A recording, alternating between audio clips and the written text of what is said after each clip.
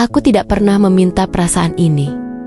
Sungguh, jika aku bisa memilih, aku tidak akan pernah memilih untuk jatuh cinta padanya. Pria yang setiap malam pulang ke pelukan wanita lain, pria yang senyumnya bukan hanya milikku, pria yang namanya terukir di cincin pernikahan orang lain. Tapi hati ini tidak pernah mau mendengarkan logika. Aku bertemu dengannya di sebuah kedai kopi yang ramai. Dia menumpahkan latenya ke bajuku secara tidak sengaja. Dia panik, meminta maaf berkali-kali. Dan matanya yang teduh saat itu langsung membuatku terpana. Kami tertawa, bertukar nomor telepon dengan alasan dia akan membayar biaya laundry. Sebuah awal yang klise, seperti adegan di film-film romantis murahan. Tapi bagiku, itu adalah awal dari segalanya. Awal dari kebahagiaan sekaligus kehancuranku. Kami mulai sering bertemu. Awalnya hanya sebatas teman. Kami bicara tentang pekerjaan, tentang impian, tentang hal-hal kecil yang membuat kami tertawa. Dia adalah pendengar yang baik. Dia membuatku merasa dilihat, didengar, dan dipahami. Sesuatu yang sudah lama tidak kurasakan. Di dekatnya, aku merasa utuh. Aku lupa bahwa ada bagian dari dirinya yang tidak akan pernah bisa aku miliki. Setiap kali ponselnya berdering dan nama istrinya muncul di layar, dunia seakan berhenti berputar. Dia akan mengubah nada bicaranya menjadi lebih formal, lebih berjarak. Dan saat itulah aku tersadar, aku hanyalah seorang selingan. Sebuah pemberhentian sementara di tengah perjalanannya pulang. Rasa sakit itu menusuk, tajam, dan dalam. Tapi anehnya, aku tetap bertahan. Aku menunggunya selesai menelepon. Lalu kami akan kembali tertawa, seolah tidak ada apa-apa. Bodoh bukan? Aku tahu ini salah. Sangat salah. Setiap malam, aku berbaring di tempat tidur, membayangkan istrinya, seorang wanita yang tidak kukenal, tapi sudah kuambil sebagian besar kebahagiaannya tanpa ia sadari. Apa dia wanita yang baik? Tentu saja, dia pasti wanita yang luar biasa sampai-sampai pria sehebat ini memilihnya. Aku membayangkan dia sedang menyiapkan makan malam, menunggunya pulang dengan cinta yang tulus dan sah. Sementara aku di sini, mencuri sisa-sisa waktu dan perhatian suaminya. Aku merasa seperti penjahat dalam cerita ini. Tapi cinta ini terasa begitu nyata, begitu kuat. Saat dia menatapku, aku merasa menjadi satu-satunya wanita di dunia. Saat dia menggenggam tanganku, aku merasa aman. Dia bilang, dia juga mencintaiku. Dia bilang, dia menemukan sesuatu dalam diriku yang telah lama hilang dalam hidupnya. Kata-kata manis yang seharusnya tidak pernah dia ucapkan, dan seharusnya tidak pernah aku percayai. Tapi aku percaya. Aku menelannya menti-menta.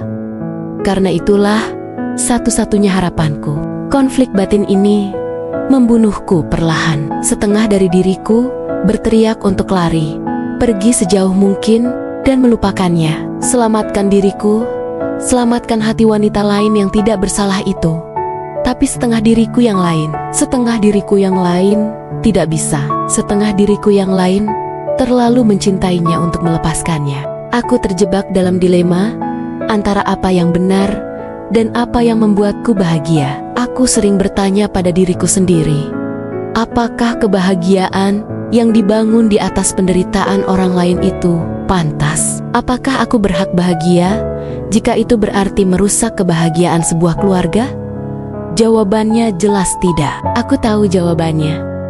Tapi mengapa begitu sulit untuk melakukannya? Mengapa melepaskan sesuatu yang jelas-jelas salah terasa seperti mencabut separuh nyawaku? Pernah suatu kali kami hampir ketahuan. Kami sedang makan siang bersama, dan seorang teman istrinya melihat kami.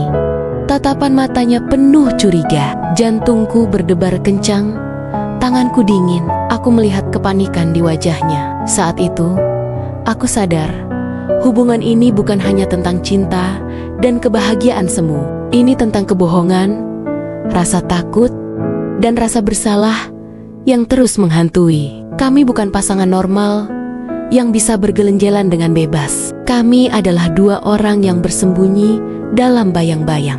Aku mencoba menjauh. Sungguh, aku memblokir nomornya, tidak menjawab panggilannya, menghindari tempat-tempat yang biasa kami kunjungi. Selama beberapa minggu, aku merasa seperti mayat hidup. Semuanya terasa hampa. Warna-warna di dunia seakan memudar. Aku menangis setiap malam, memeluk bayangannya yang tak pernah ada. Aku mencoba meyakinkan diriku bahwa ini yang terbaik. Ini adalah hal yang benar untuk dilakukan. Tapi kemudian, dia datang. Dia menungguku di depan apartemenku. Di tengah hujan deras, wajahnya basah, tatapannya putus asa. Dia bilang, dia tidak bisa hidup tanpaku. Dia bilang, dia akan meninggalkan istrinya.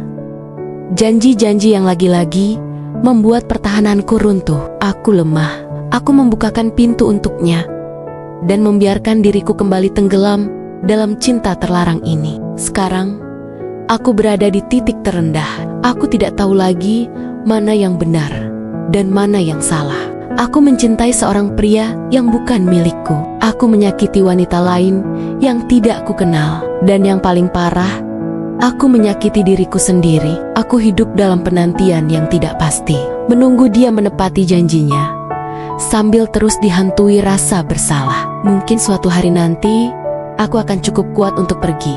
Atau mungkin, takdir akan memaksaku untuk pergi.